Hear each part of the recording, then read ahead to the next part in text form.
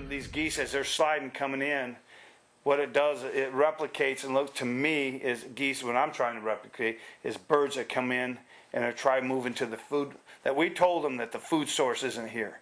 You know, majority of the guys make mistakes when they're sitting in the blind, and we hunt crosswinded is where we'll set our blinds. Right. Taking our blinds out of the killing hole, mixed in with all these actives. That's here are these guys, and here's all the ones with heads down. This is where my head are going to feed. Majority of the guys that we've watched, man, the geese came in, they short-stopped me out there about 40, 50 yards. Well, we had our decoy spread. We had some decoys on, they put the old traditional U out there, horseshoe, and they'll put feeders out here and mix with actives, and then a few actives here. Well, what you did is you told the geese that there's food. There's food right here. And Canada geese like to short-stop and then walk in, where snow geese fly over, you know. So what you've done is you just cut your throat, and what I'm trying to do again is I'm trying to set at the stage that this is the food source, this is the only food source that's here. These geese are moving, they've landed, and they're moving in towards the food source. I might put 1 or 2 feeders mixed in, and we have this on our second video where we film from up above, where I put a few feeders all facing the same way, because if you watch a field, that when we're scouting fields, especially when you're up in Canada, if you're looking for fields and you're watching, man, this is the field I want to get on. If you see geese, pretty much stationary one, and that means they got plenty of food. They're still feeding this field. It's good to hunt. There's still plenty of food in this field. If we watch a field and you see heads up and they're moving, heads up, heads down, and they keep moving, means that they're hunting, pecking for food. Means that they're running out of food source, or they haven't found the food. So what I kind of like to do is I put the actives on the side, put a couple feeders. It looks like it's geese hunting and pecking, still moving to where all the stationary. Still stays real natural to what the geese should look like in the field when they're walking into those feeders where the food is. But what I like to do is we put, like I said, I put a lot of small decoys up front, the big decoys in back.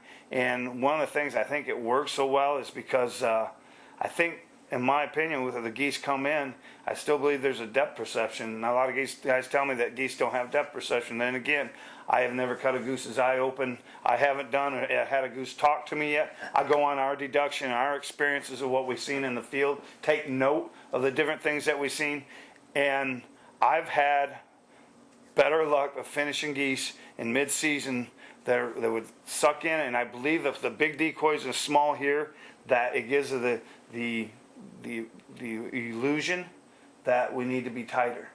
You know, this still looks far away, so they kind of drop down and feel comfortable of dropping in. And finishing. Yeah. I think one of the things, the point here that we're making is that you need, no matter what time of the year you're hunting, whether it's early season is pretty much a given. Maybe I shouldn't say that, but whether it's mid-season or late season, and you guys get something up here in early season that we don't, you'll get some of the molt migrators in. So maybe it does contain early season, depending on the part of the country you're in, is you have to know your audience, and your audience is the geese.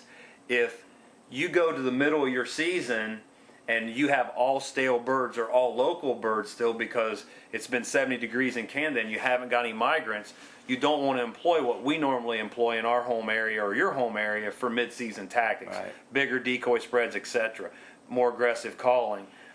You have to know, get out there and scout your geese, know if you've got new birds in, and know your audience, and that's the geese. And watch what they're telling you that they want. Yeah, and what's the difference? You know, we talk about molt migrators. Molt migrators usually comes down to other birds that don't. They're still like our big local bird. That it just because they're, you know, our birds here, they have to be 3 years or older. It's usually a goose before they breed. And what happens is these geese that hang together, they're old enough to breed yet. They'll hang together, and just before they molt here, they run up just into Canada, and they stand there and they finish their summer and start molting there. And our nesting birds, a lot of times here is your adult birds, and then when they have their brew, then they got their young ones, and that's basically our population.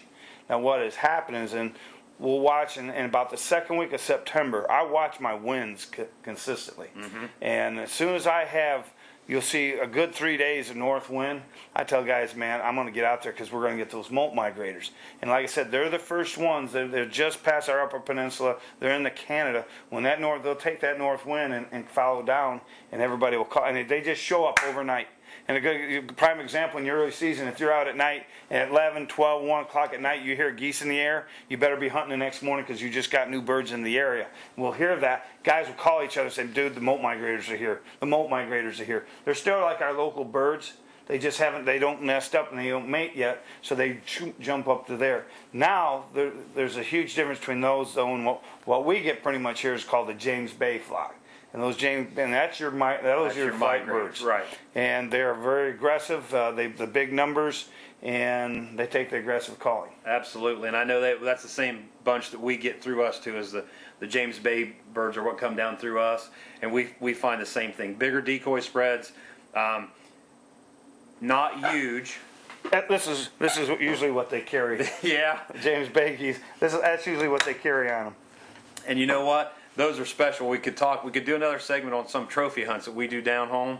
That'll be a different segment. A little bit bigger decoy spreads, more aggressive calling. Hopefully that'll help you put more geese into your bag this year. What do you think?